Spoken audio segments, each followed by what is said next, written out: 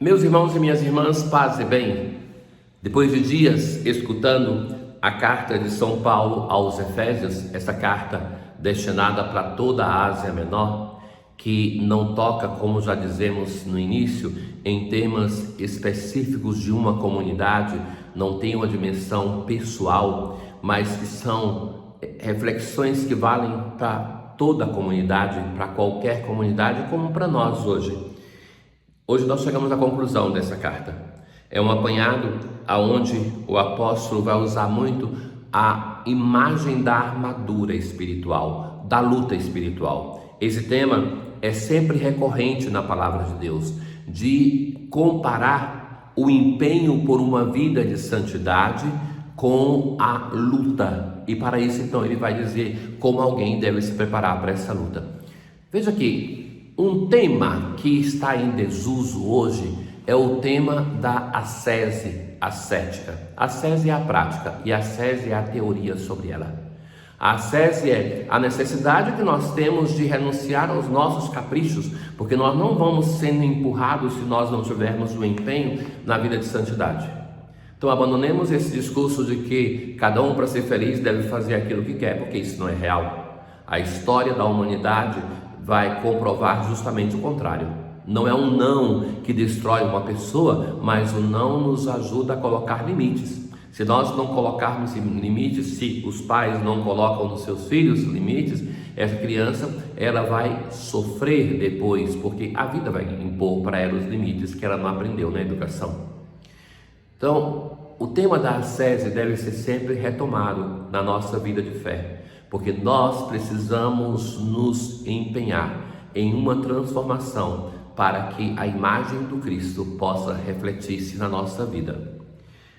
E assim o apóstolo vai começar: confortai-vos no Senhor e no domínio de sua força, revesti-vos da armadura de Deus. Revesti-vos da armadura de Deus para poder enfrentar o demônio, porque o nosso inimigo que devemos enfrentar não são homens daqui da terra, mas os espíritos do mal que estão ao nosso redor e que querem nos arrastar para longe de Deus. Revesti-vos, portanto, da armadura de Deus, a fim de que no dia mau possais resistir e permanecer firmes em tudo. Não se prepara para a guerra enquanto se está no meio da guerra. Estaremos preparados para uma guerra no momento que nós nos empenhamos nessa preparação antes. Não é assim que os exércitos fazem? Se nós não estivermos preparados para combater espiritualmente, e não pensem que quando falo combater espiritualmente, ou o apóstolo aqui, se está falando de combater uma possessão demoníaca, uma coisa. Não, é a tentação na nossa vida, é combater o mal que está sempre ali por perto de nós.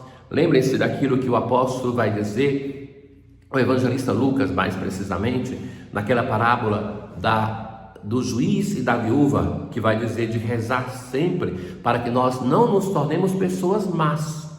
Então é preciso nos prepararmos para que no momento da crise de dificuldade nós possamos ter força, possamos resistir. E quais são essas coisas que nós devemos levar? Qual a armadura? Cingi os vossos rins com a verdade, revesti-vos com a couraça da justiça. A verdade e a justiça, verdade e santidade. Não existe um caminho de santidade que se baseie na mentira em relação a nós mesmos, em relação aos outros, à humanidade, em relação a Deus. E calçai os vossos pés com a prontidão em anunciar o Evangelho. Tomai o escudo da fé, o capacete da salvação e o gládio do Espírito, isto é, a palavra de Deus. Então, tudo isso para dizer que são as coisas que nós devemos ter conosco para podermos crescer espiritualmente. Orai em todas as circunstâncias. Aquilo que o Evangelho de Lucas vai trazer, a necessidade de rezar sempre, e que o apóstolo vai repetir muitas vezes, a necessidade de sermos perseverantes em uma vida de oração, intercedendo por todos os santos. Mas se são santos, precisam de intercessão? Sim, esses santos aqui são os membros da comunidade santificados pelos sacramentos da iniciação cristã e que nós devemos rezar um pelos outros para que nós possamos resistir na luta, possamos resistir na tentação. Ora, caríssimos irmãos, nós somos chamados a termos a consciência de que o ser cristão é um empenho de vida, aonde nós somos chamados cada dia de novo a reformar os nossos costumes. E reformar os nossos costumes e o nosso procedimento na altura de nosso Senhor Jesus Cristo. O apóstolo, nessa carta que chega à sua conclusão, está nos exortando, depois de ter nos apresentado a grandeza de Cristo, a que nós também devemos reformar-nos à altura do homem novo, de nosso Senhor Jesus Cristo, para termos uma vida coerente com aquilo que nós cremos. Orai também por mim. O apóstolo sabe que se aproxima o momento da sua morte e vai dizer: orai por mim para que ele possa ter força para anunciar a palavra de Deus, proclamando a palavra com ousadia. No Salmo de hoje, o Salmo 143, bendito seja o Senhor, meu rochedo, que adestrou minhas mãos para a luta e os meus dedos treinou para a guerra. O Senhor que é rochedo, que é fortaleza, é Ele que nos adestra para combater, para o bom combate. Não nos paparica, não nos torna crianças mimadas, mas nos prepara para o combate. É meu escudo, é nele que espero, ele submete as nações aos meus pés. A vós que dais a vitória aos reis e salvais vosso servo Davi. Na aclamação ao evangelho de hoje, bendito é o rei que vem em nome do Senhor. Glória a Deus nos altos céus e na terra paz aos homens. Nós hoje temos aqui um gesto raro de ternura e preocupação dos fariseus para com Jesus. Eles vão dizer para Jesus assim: tu deves ir embora daqui, porque Herodes quer te matar. Jesus disse: ide dizer a esta raposa. É uma daquelas comparações de Jesus no Evangelho que são contadas entre as suas parábolas. Eu expulso demônios e faço curas hoje e amanhã, e no terceiro dia terminarei o meu trabalho. Entretanto, preciso caminhar hoje, amanhã e depois de amanhã, porque não convém que um profeta morra fora de Jerusalém. Jesus está em caminho para Jerusalém, então é preciso chegar ali. E agora, veja quanta ternura. Jesus vai dizer assim, em um momento do Evangelho, Jesus chora por essa cidade de Jerusalém. Aqui ele vai dizer: Jerusalém, Jerusalém, tu que matas os profetas e apedrejas os que te foram enviados.